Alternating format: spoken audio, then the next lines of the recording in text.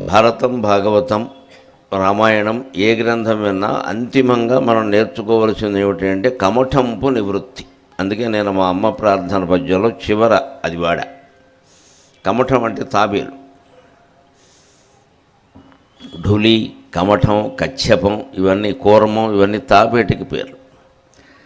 తాబేలుకి భగవంతుడు ఇచ్చినటువంటి ఒక శక్తి ఏమిటి అంటే దాన్ని కాపాడుకోవాలి. కాబట్టి ఏదైనా కొంచెం ఇతర జంతువులు లేదా జీవుల యొక్క అలికిడి వినపడగానే తన 4 కాళ్ళు ఆ డెప్పలోకి లాగేసుకుంటుంది, తలకాయ కూడా లాగేసుకుంటుంది. గప్చిప్ అంతే, అక్కడ అది ఉన్నట్టుగా కూడా ఎవరికి తెలియదు.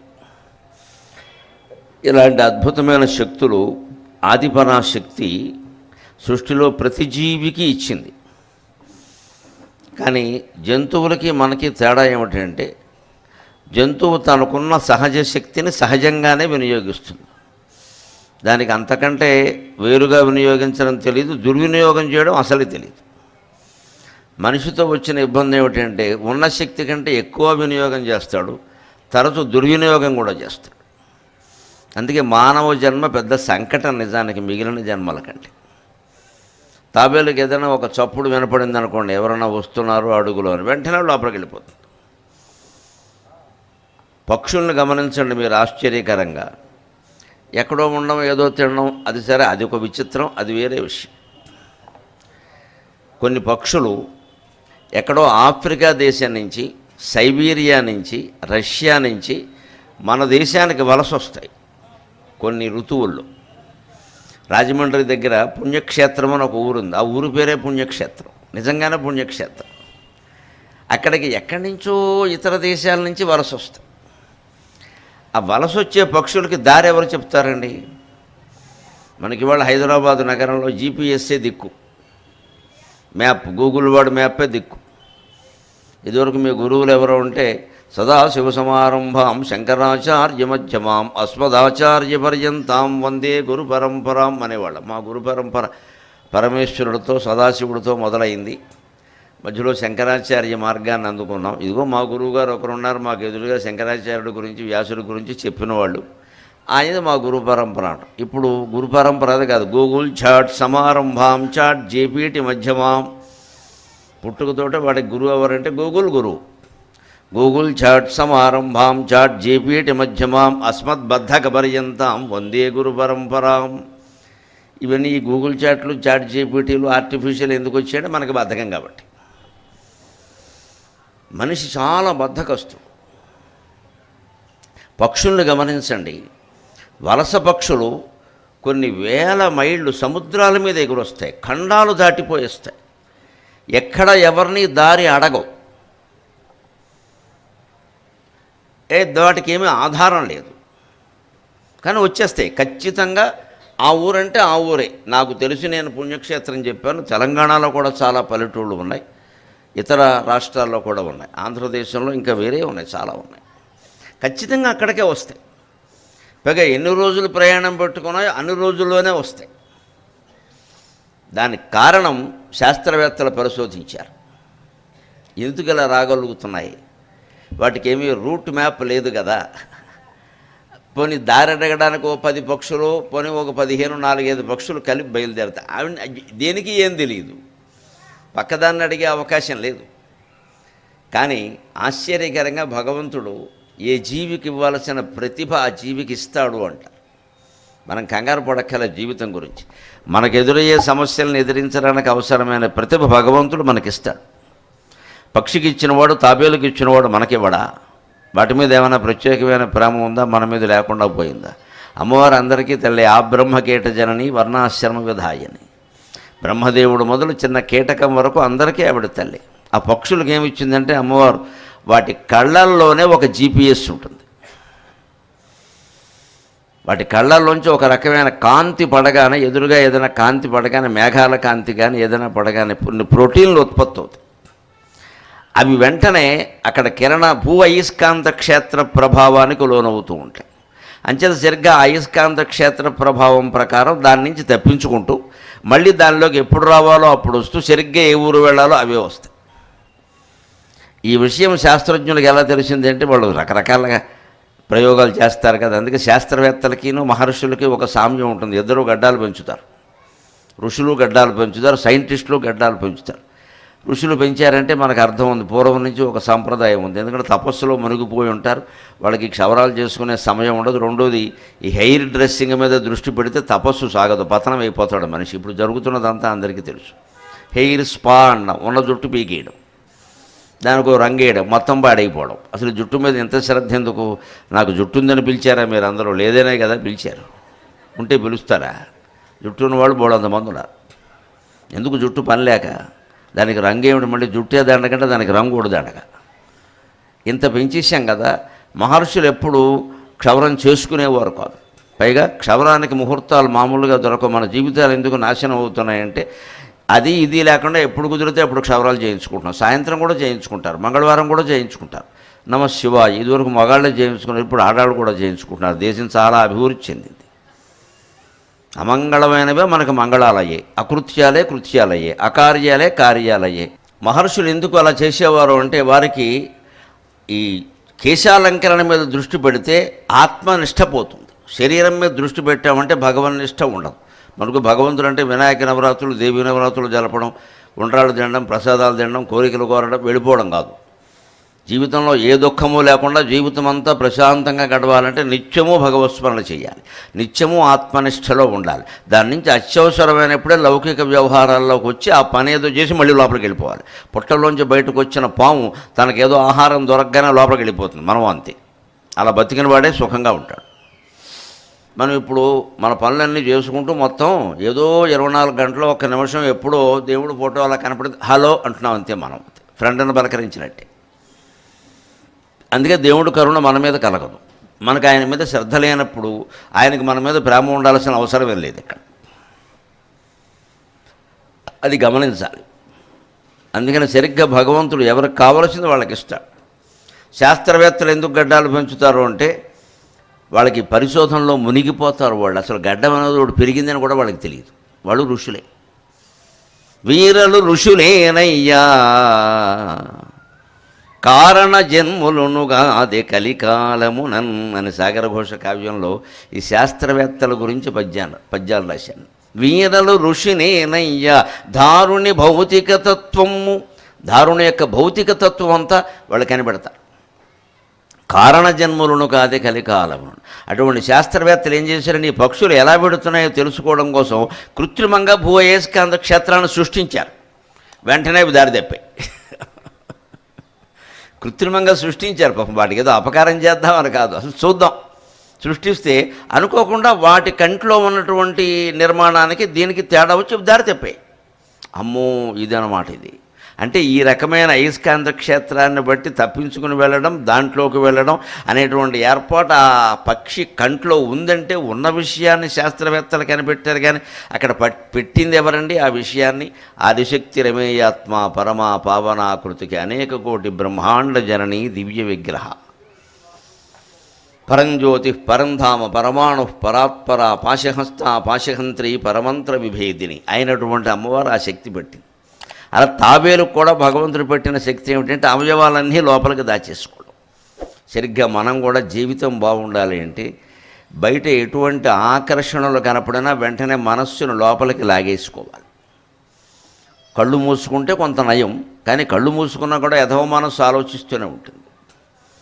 ముందు ఆకర్షణ కలగగానే చేతిలో ఉన్న స్మార్ట్ ఫోన్ మైల్ దూరానికి విసిరేయాలి, లేకపోతే వెంటనే SMS పంపిస్తాం బతుకు నాశనం అయిపోవడానికి. నువ్వంటే ఇష్టం అంటారు, అక్కడి నుంచి కష్టాలు మొదలు. ఎవరో కనపడగానే వాళ్ళు కాస్త అందంగా ఉండగానే ఏమున్నారో ఏం చేస్తున్నారో కూడా లేకుండా, పూటకి టెకాణా ఉందో కూడా లేకుండా వెనకాల పడతారు. ఇదివరకు మగాళ్లే పడేవారు, ఇప్పుడు ఆడాళ్ళు కూడా పడుతున్నారు. నమశివాయ. లోకం చాలా అభివృద్ధి చెందింది. ఇదివరకు వయస్సు ఉండేది వ్యవహారం, ఇప్పుడు ఏమీ వయస్సు లేదు. ఈ కాముక వ్యవహారాలకు వయస్సు లేదు, సీజన్ లేదు కనీసం. గేదెకి కామవాంఛ ఎప్పుడు కలుగుతుందంటే చలికాలం కలుగుతుంది, వేసవకాలం కలగదు. ఆవులకు కామవాంఛ ఎప్పుడు ఉంటుందంటే వేసవకాలం ఉంటుంది, చలికాలం ఉండదు. కుక్కలకు సైతం కామవాంఛ ఎప్పుడు ఉంటుందంటే చిత్తకార్తెలో ఉంటుంది. ఒక ఋతువు లేకుండా, కాలం లేకుండా, పొగలు లేకుండా, రాత్రి లేకుండా వంకర వేషాలు వేసేవాళ్ళు మనుషులు ఒకళ్ళే. ఏ రకంగా నరజన్మ ఇతర జంతువుల కంటే గొప్పదంటారో నాకు ఎప్పటికీ అర్థం కాదు. నరజన్మే హీనం, మిగిలిన జంతువులే నయం. వాడికి ఒక పద్ధతి ఉంది. ఏ పులిని చంపదు, లేడిని చంపదు. మనిషిని నాశనం చేసేవాడు మనిషి. ఏ జంతువు సాటి జంతువును చంపదండి, ఇంకో జంతువును చంపుతుంది. ఏనుగును చంపదు, గుర్రాన్ని చంపదు, పులిని చంపదు, లేడిని చంపుతుంది. సింహాన్ని చంపదు, సింహం ఏనుగును చంపుతుంది. సాటి మనిషిని నాశనం చేసేవాడు మనిషి. వీడు ఏ రకంగా జంతువు కంటే గొప్పవాడు అవుతాడు? కానీ పాపం శంకరాచార్య వివేక చూడమని ప్రారంభంలోనే జంతువునాం నరజన్మ దుర్లభం అని ఎందుకన్నారంటే ఒకే ఒక్క అవకాశం. ఇటువంటి ప్రవచనాలు వినడానికి చెప్పడానికి మానవులకు యోగ్యత ఉంది కానీ జంతువులకి లేదు కదా. అందుకని మానవ జన్మ దుర్లభం. ఇక్కడ కూడా వినడానికి పులో సింహం వచ్చిందనుకోండి, మీ మాట ఎలా ఉన్నా నేనే ఉండను. నేను కూడా తరిస్తానికి అరిగిపాటి వారు వస్తే నేనేమైపోతాను ఇక్కడ. అందుకని కమఠంపు నివృత్తిని పొందేటువంటి ప్రయత్నం చేయాలి. అంటే జీవితంలో సాగిస్తూనే మన మనస్సుకు అది ఎక్కువ అంటుకోకుండా సర్వసుఖాలు అనుభవించవచ్చు. రఘువంశం కావ్యంలో దిలీపుడు గురించి చెబుతాడు కాళిదాసు. అసక్త సుఖం అనుభవూత్ అంటాడు. ఆయనకి ఏమీ ఆసక్తి లేకుండానే సమస్త సుఖాలు అనుభవించాడు. అలా అనుభవించవచ్చు, అభ్యంతరం లేదు. ఏదైనా తినచ్చు, ఏ భోగమైనా అనుభవించవచ్చు. ధర్మానికి ఆటంకం లేకుండా ఉంటే చాలు. ధర్మం ప్రకారం అన్ని భోగాలు అనుభవించవచ్చు, ఏమి ఇబ్బంది లేదు. కానీ దాని యందు విపరీతమైన ఆసక్తి పనికిరాదు. ఎంతవరకు ఉండాలో అంతవరకే. అలా ఉంటే అదే మోక్షానికి దారి చూపిస్తుంది. అలా చూపించడం కోసమే వినాయకుడు లేఖకుడుగా, వ్యాసుడు కవిగా భారతం వెలువడింది. కార్యకర్తలు ఇక్కడ ప్రత్యేకంగా ఒక విశేషమైనటువంటి భంగిమలో వ్యాస వినాయకుల విగ్రహాలు ఏర్పాటు చేశారు. అది నాకు కార్యకర్తలు చెప్పాక నేను వ్యాస వినాయకుడికి సంబంధించి ఇంతవరకు ఎక్కడా చెప్పని, ఎవరూ కూడా సుమారుగా చెప్పనటువంటి కొత్త అంశం నేను చెప్తానండి ఈవేళ అన్నాను. ఆ కొత్త అంశం వినడానికి మీరు యోగ్యులే ఉన్నారు, మీరు అదృష్టవంతులు. చెబుతున్నందుకు నేను అదృష్టవంతుడు. నేను ఈ మధ్య పెట్టుకున్న ఒక నియమం ఏమిటంటే, ఒకసారి ప్రవచనం దేని మీదైనా ఇస్తే అక్కడే మాట్లాడాలి, మరి ఇంకెక్కడా చెప్పొద్దు. ఇదివరకు చెప్పింది చెప్పొద్దు, కొత్తది చెప్పాల్సింది. అక్కడ వచ్చిన పద్యాలు మళ్ళీ ఇంకో చోట రావద్దు, పాత పద్యాలు ఇక్కడ రావద్దు. సుమారుగా అంతే, ఏదైనా 1-2 ఉంటే ఉండొచ్చు. కానీ అంతే. ఇవాళ నేను చెబుతున్నటువంటి గ్రంథులు అనేటువంటి ప్రవచనం వ్యాస వినాయకుల అనుబంధాన్ని గురించిన ప్రవచనం. వ్యాసుడు చెబుతుంటే వినాయకుడు ఎలా రాశాడు, లేఖనం ఎలా చేశాడు, దాంట్లో వచ్చిన ఇబ్బందులు ఏమిటి, ఆయన ఎలా ఎదుర్కొన్నాడు అనేటువంటి ప్రవచనం. నేను కూడా ఇక్కడే మాట్లాడుతున్నాను. ఇక్కడే ఇది అంతే లెక్క. మీకే సంబంధం అది అంతే, ఈ పందిరికి సంబంధం అంతే. ఇందులో విశేషం ఏమిటంటే, మనం వినాయక ప్రార్థనతో మొదలు పెడదాం. అందులోనే విశేషం ఉంటుంది. ఎవ్వని యానచే ధరణినెంతటి విఘ్నములైన బ్రేల్మిడిన్ గవ్వలవోలె రాలిపడు. ఎవ్వని యానచే ధరణినెంతటి విఘ్నములైన బ్రేల్మిడిన్ గవ్వలవోలె రాలిపడు. గంటము కూలిన వేళ దంతమున్ చివ్వునలాగి భారతమశేషము వ్రాసెనెవండు. గంటము కూలిన వేళ దంతమున్ చివ్వునలాగి భారతమశేషము వ్రాసెనెవండు. గౌరికిన్ నవ్వుల పంట ఎవ్వడు, గౌరికిన్ నవ్వుల పంట ఎవ్వడు, వినాయకుడెవ్వడు వాని మ్రొక్కెదన్. ఎవ్వని ఆనచే ధరణినెంతటి విఘ్నములైన వ్రేల్మిడిన్ గవ్వలవోలె రాలిపడు. వినాయకుడు ఆజ్ఞాపిస్తే మన జీవితంలో ఎదురయ్యేటువంటి అనేక ఆటంకాలన్నీ గవ్వల్లా రాలిపోతాయి కింద. వ్రేల్మిడిన్ అంటే ఇలా వ్రేలు మెడవడం, చిటికేయడం అంటారు. వ్రేల్మిడి అంటారు దాన్ని కావ్య భాషలో. మామూలుగా మనం చిటికేయడం అంటాం. ఈ చిటికలో ఒక విశేషం ఉంది. ఈ బొటన వేలు ఎప్పుడూ దేవుడు, ఈ చూపుడు వేలు జీవుడు, మనకు సంకేతం అది. ఇక ఈ 3 వేళ్ళు ఏమిటంటే సత్వగుణం, రజోగుణం, తమోగుణం. ఈ జీవుడు ఎప్పుడు ఈ సత్వరజస్తమో గుణాల్లో ఏదో ఒక దాంట్లో ఉంటాడు. ఈ చూపుడు వేలను మీరు గమనించండి, ఎలా వదిలేస్తే ఆ 3ంటితో కలిసే ఉంటుంది. అది విడిగా బొటన వేలుతో కలవదు. అంటే జీవుడు ఎప్పుడు దేవుడితో కలవడు, వాడికి నచ్చదు అది. ఎంతసేపు ఏదో తినడం, అనుభవించడం, పడుకోవడం, లేవడం, పెళ్ళిళ్ళు చేసుకోవడం, పిల్లల్ని కనడం, ఏవో భోగాలు అనుభవించడం, మళ్ళీ వాళ్ళకి పెళ్ళిళ్ళు చేయడం, వాళ్ళకి చదువులు అనడం, వాళ్ళకి పిల్లలు అనడం, ఈ సంత ఎంతసేపు ఇంకా చచ్చేవరకు ఇదే. చచ్చేటప్పుడు కూడా కొంతమంది నాకు ఇంకా మనవడు పుట్టలేదు అంటూ పోతాడు. ఈ విధవే మళ్ళీ మనవడే పుడతాడు కర్మగాలి. ఓ ఏడాదిలో పుట్టాడంటే అంతే. అదేదో సంతోషిస్తారు. ఈ ఇంట్లో వాళ్ళకి సంతోషం, వాడికి కర్మ అది. మళ్ళీ ఇక్కడ పుట్టాడు సంత. పైగా అదే ఇంట్లో, కనీసం పక్కింట్లో పుట్టితే వెరైటీగానే ఉండేది. అందుకే పోయేటప్పుడు ఏకాంక్షలో ఉండకూడదు. ఈ బొటన వేలు దేవుడు, చూపుడు వేలు జీవుడు. ఈ చూపుడు వేలు ఎప్పుడు ఈ 3 వేళ్లతోనూ కలిసి ఉంటుంది, బొటన వేళ్లతో కలవదు. మనం కావాలని కలపాలి, లేకపోతే కలవదు. అంటే జీవుడు సత్వగుణంలోనో రజోగుణంలోనో తమో గుణంలోనో ఉంటాడు. ఏదో శాంతంగా ప్రశాంతంగా ఎలాంటి ప్రవచనాలు వినడం, పుస్తకాలు చదువుకోవడం, ఏవో మన కర్తవ్యాలు ఏవో మనం చేసుకోవడం, అది సత్వగుణం. పోటీలు పడడం, కక్షలు కార్పణ్యాలు పంతాలు పట్టింపులు పెట్టుకోవడం రజోగుణం. ఏమీ లేకుండా తినేసి పడుకోవడం, నిద్రపోవడం, హింస ఆలస్యం బద్ధకం తమోగుణం. ఏదో దాంట్లో ఉంటాడు. వాడిని ప్రయత్నించి విడదీసి దేవుడితో కలపాలి. దీన్నే జ్ఞానముద్ర అంటారు తెలుగులో. మహాశంకరాచార్య కనిపెట్టినటువంటి విషయం అది. దీన్ని జ్ఞానముద్ర అంటారు. అంటే ఈ జీవుడు ఎప్పుడు, చూపుడు వేలు ఎప్పుడు ఈ 3తో కలిసినట్టుగా జీవుడు ఎప్పుడు ఈ సత్వగుణంలోనో రజోగుణంలోనో తమో గుణంలోనో ఉంటాడయ్యా. వాడిని విడదీసి నువ్వు ప్రయత్నించి ఇలా ఈ ప్రయత్నించే అవకాశం మనిషికి ఉంది. జంతువుకు లేదు, తాబేలుకు లేదు, దేనికి లేదు, పులికి లేదు, సింహానికి లేదు. అది సహజంగా భగవంతుడు ఇచ్చినటువంటి శక్తితో వెళ్లాల్సిందే. దానికి కొంత సొంత ఊహ చేసి ఏదో మారుద్దామనేది దానికి ఉండదు. దానికి ఏది ఆహారంగా భగవంతుడు నిర్ణయించాడో అదే తింటుంది, వేరే ఆహారం తిందు. తినవలసింది తినడానికి, తినకూడనిది మానడానికి మనిషికి భగవంతుడు స్వేచ్ఛ ఇచ్చాడు. కానీ మనం ఏం చేస్తున్నాడు, తినకూడనిది తింటున్నాం, తినవలసింది మానేస్తున్నాం. చేయకూడనిది చేస్తున్నాం, చేయవలసింది మానేస్తున్నాం. వినవలసింది మానేస్తున్నాం, వినకూడనిది వింటున్నాం. ఇది కారణం మన బుద్ధి. ఈ బుద్ధి కర్మానుసారిని, ఎవడు బుద్ధి ప్రకారం వాడు కర్మ పని చేస్తూ, కర్మ ప్రకారం బుద్ధి పని చేస్తూ వాడు అన్నీ అనుభవించడమే చేసేది. అంచేది మన బుద్ధిని మార్చుకోవడానికే ప్రవచనం. అందుకే వ్రేల్ మీడియన్ అంటే అర్థం ఏంటంటే, ఈ వేలు చూడండి, ఈ చూపుడు వేలు, బొటన వేలు ఇలా అన్నప్పుడు ఈ 3 వేళ్ళని దాటుకుని చూపుడు వేలును కలుసుకుంటుంది ఇలా అన్నప్పుడు. అంటే ఈ బొటన వేలు దేవుడు అన్నాం కదా, దైవానుగ్రహం గనక మనకు కలిగితే మన ప్రయత్నంతో పని లేకుండానే జీవుడు దేవుడు కాగలడు. అది చిటికలో రహస్యం, చిటికలో అయిపోతాడు. ఇలా అంతే. ఇలా అనంటే అదే మన ప్రయత్నం చేయాలనుకోండి, ఈ 3 నుంచి జీవుడిని విడదీసి ఇలా పట్టుకొచ్చి ఇలా పెట్టుకోవాలి. ఎంతసేపు ఉంటాడు?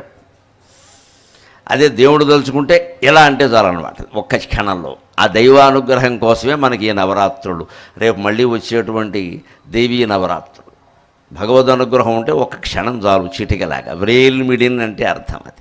క్షణము చాలును నీ అనుగ్రహము కలుగా. అమ్మవారి మీద ఇష్టదైవం అనే కావ్యంలో నేను పద్యం రాసి, మేము ఎంత సాధన చేస్తామమ్మా, ఎంత సాధన చేస్తే మాత్రం జ్ఞానం కలుగుతుందా? జ్ఞానం కలగాలంటే నారాయణమూర్తి అనుగ్రహం ఉండాలి, నీ అనుగ్రహం ఉండాలి తల్లి. అంచేత మీరు మమ్మల్ని అనుగ్రహించండి, మా ప్రయత్నం ఇంతకంటే మేము చేయలేము. క్షణము చాలును నీ అనుగ్రహము కలుగా, మాదు కృషి నత్తనడక జన్మములు చాలవు. మాదు కృషి నత్తనడక జన్మములు చాలవు.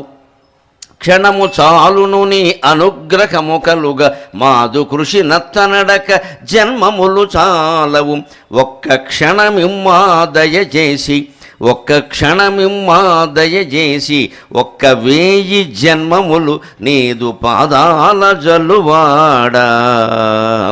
ఒక్క 1000 జన్మములు నీదు పాదాల జల్లువాడా. నా యందు నీ దృష్టి ఒక్క క్షణం కలిగేలా చెయ్యమ్మా చాలు. నీ కృపా కటాక్షం కురిసేలా చెయ్యి.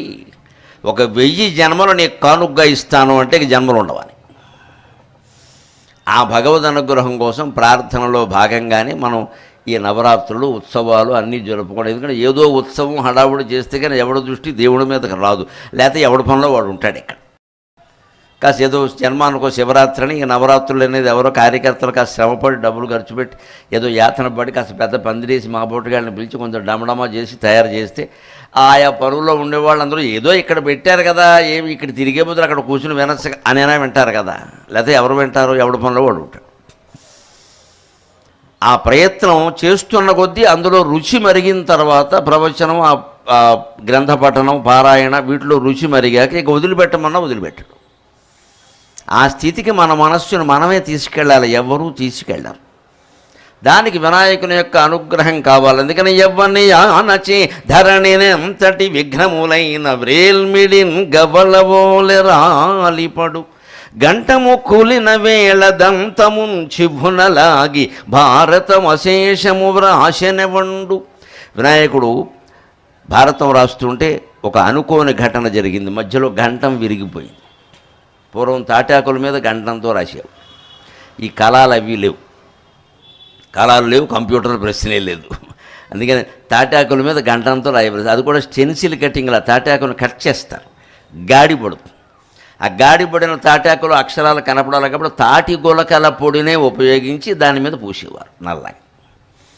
అప్పుడు ఆ గాడిలో ఆ నల్లటి పొడి అంటుకుని ఆ లేత పసుపు రంగులో ఉంటే తాటాకు మీద ఈ నల్లటి పొడితో ఉన్న అక్షరాలు కనపడేవి. 1700 శ్లోకాల భారతం, 14,093 శ్లోకాల భాగవతం, 24,000 శ్లోకాల రామాయణం, ఇవన్నీ ఇలాగే మనకు అందే అయింది. ఆ తాటాకులకు కూడా నమస్కారం చేయాలి మనం తలుచుకుంటే, లేకపోతే ఈ గ్రంథాలు ఉండేవి కాదు. పైగా ఈ తాటాకుల మీద ఈ గ్రంథాలన్నీ రాయించిన మహానుభావుడు కూడా వ్యాసుడే. అంతవరకు గ్రంథరచన లేదు. వ్యాసుడు ద్వాపర యుగాంతంలో పుట్టి సత్రయాగమని చేసి 100 ఏళ్ల పాటు యాగం చేసి దేశంలో ఉన్నటువంటి పండితులందరినీ పిలిపించి, బాబు మీకు ఏం వచ్చునో అవన్నీ తాటాకుల మీద రాయమన్నాడు. వాళ్ళు రాయరు, ఎందుకంటే ఆ పండితులందరికీ అపారమైన ధారణాశక్తి, వాళ్ళు అపకించేస్తారు 10,000 శ్లోకాలు. మాకెందుకండి అధవసంతా ఇవన్నీ కూర్చొని రాయడం? లేదు బాబు, నేను మనుషులను ఏర్పాటు చేస్తాను, మీరు రాయించండి. ఎందుకయ్యా అంటే ఆయన చెప్పాడు, కలియుగంలో మహానుభావులు పుడతారు, మందాశ్చ మందాశ్చల్ప ప్రజ్ఞాశ్చ, రెండో యొక్కం కూడా రాని వాళ్ళు అందరూ పుడతారు. ఇక్కడ ఎవరికి జ్ఞాపక శక్తి ఉండదు. వాడి ఫోన్ నెంబర్ వాడికే తెలియదు. మై ఫోన్ అని ఒక యాప్లోకి ఎడతాడు వీడు. ఇక వీడి గ్రంథాలు ఏం గుర్తుంటాయి, శ్లోకాలు ఏం గుర్తుంటాయి, పద్యాలు ఏం గుర్తుంటాయి. అందుకని ఇలాగే వదిలేస్తే ఇవి మీరు పోయారనుకోండి, మనుషులు ఎవరైనా పోతాడు. వ్యాసుడు వెళ్ళిపోలేదా? ఎవరున్నారు కనుక అందరూ వెళ్ళిపోతారు, కానీ గ్రంథాలు వెళ్ళిపోతాయి కదా. అందుకని వీటిని ఎక్కడో అక్కడ నిక్షిప్తం చేస్తే ముందు ముందు ఏదో రకంగా ఉంటాయని ఆ మహానుభావుడు 100 ఏళ్ల పాటు దేశంలో ఉండేటువంటి పండితుల్ని, గ్రంథకర్తలన్నీ పిలిపించి రకరకాల గ్రంథాలన్నీ తాటాకుల మీద రాయించాడు. అందుకే వేదవ్యాసుణ్ణి భారత జాతి పిత అని గుర్తించి గౌరవించాలి మనం. విశ్వానికి అంతటికీ అందింది, విశ్వపిత అన్నా కూడా తప్పేమీ లేదు. ప్రపంచానికి అంతటికీ అందించాడు ఆయన, లేకపోతే ఇవి మిగిలేవు కాదు. ఆ తర్వాత తాటాకుల నుంచి ఏవో భుర్జపత్రాల మీద రాశారు, అచ్చు పుస్తకాలు వేయించారు. అవి రకరకాల పరిణామం. ఇవాళ డిజిటలైజేషన్ కూడా జరిగిపోయింది. ఇక ఇప్పుడు వాంగ్మయాన్ని గురించిన చింత లేదు. కానీ ఆవేళ వ్యాసుడు చాలా కష్టపడి ఆ పండితులకు 10వ పరకో ఇచ్చి వాళ్ళకి కావలసిన పనసపొట్టు కూర, మొక్కల పులుసుతో భోజనం పెట్టి అవన్నీ గ్రంథాల మీద రాయించకపోతే ఎక్కడుంటాయి? వాళ్ళు ఊరికే రాస్తారా? ఏదో కావాలి వాళ్ళకి, కాస్త విశ్రాంతి. పైకి వాళ్ళు రాయరు, స్వయంగా కవి ఎవరు రాయరు. శ్రీనాథుడు ఇలా ఉయ్యాల మీద కూర్చుని పద్యాలు చెప్పాడు శుభ్రంగా భోజనం చేసి. పక్కన లేఖకుడు ఉంటాడు ఒక ఆయన రాస్తాడు. ఈయన రాసుకుంటూ చెప్పాలంటే కుదరదు. అది అతి వేగంగా చెప్పాడు, అంత వేగంగా రాసేవారు. ఇప్పుడు అదే జరిగేది సరిగ్గా. వినాయకుడిని భారతం రాయవయ్యా అంటే ఆయన ఏమన్నాడు అంటే, నేను రాస్తాను గురుగారు. ఈయన చెబుతుంటే నెమ్మదిగా సాగుతుంది కదా, ఊరికే మీ కవులకి ఇది సంత మొదలెట్టారంటే కవి సమ్మేళనం ఆగదు, వినేవాళ్ళు వెళ్ళిపోయినా సరే అలా కవిత్వం చెబుతూనే ఉంటారు ఇక్కడ. అందుకే ఒక ఆయన కవి సమ్మేళనానికి వెళ్ళి వచ్చాట భర్త. ఇంటికి వచ్చేసరికి భార్య అల్లప్రసం సిద్ధం చేసింది, గిన్నెలో చేసి అల్లప్రసం ఇచ్చింది. ఎందుకంటే పైత్యం ఉంటుంది, అందుకే అలా పెడుతూ ఉంటారు, కాస్త తాగండి తగ్గుతుందని చెప్పింది.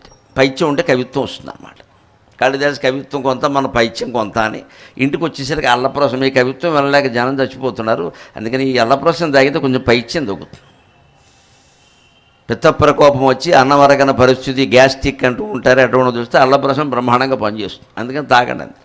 అలాగే వినాయకుడు కూడా సరదాకి మీ కవులు ఇలా చెప్పమంటే చేటభారతం అయ్యా 1,00,000 శ్లోకాలు చెబుతూ నేను కూర్చుని రాయిద్దా, అసలే నాది ఒబేసిటీ వ్యవహారం, స్థూలకాయ అన్నది. ఇలా కూర్చుని రాయాలి. ఆ రోజుల్లో ఏమున్నాయన్న బలలా చెక్కల కూర్చుని ఒళ్ళో పెట్టుకుని రాయాలి. ఎక్కడ రాయాను నేను?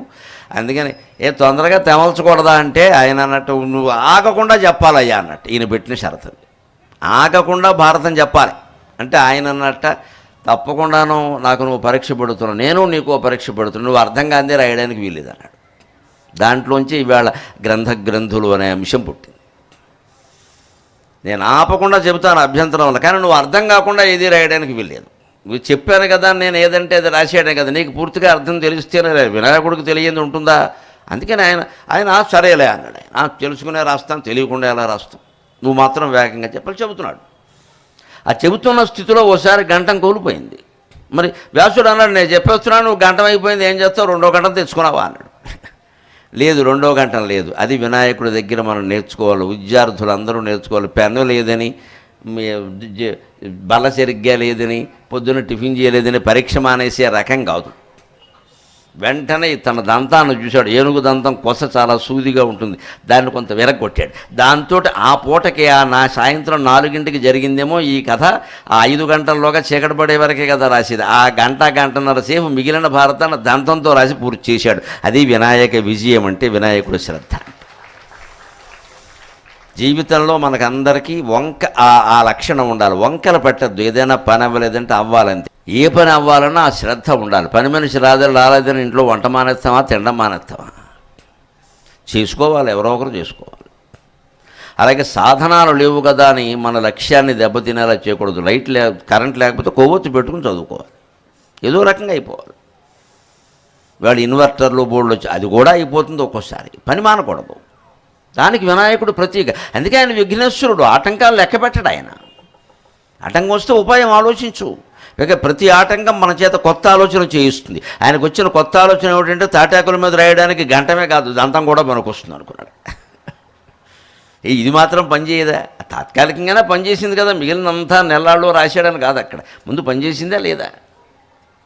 అందుకని ఆ వినాయకుడికి మనం నమస్కారం చేయాలి. గౌరికి నవ్వుల పంట ఎవ్వడు, వినాయకుడెవ్వడు వాని మ్రొక్కెదన్.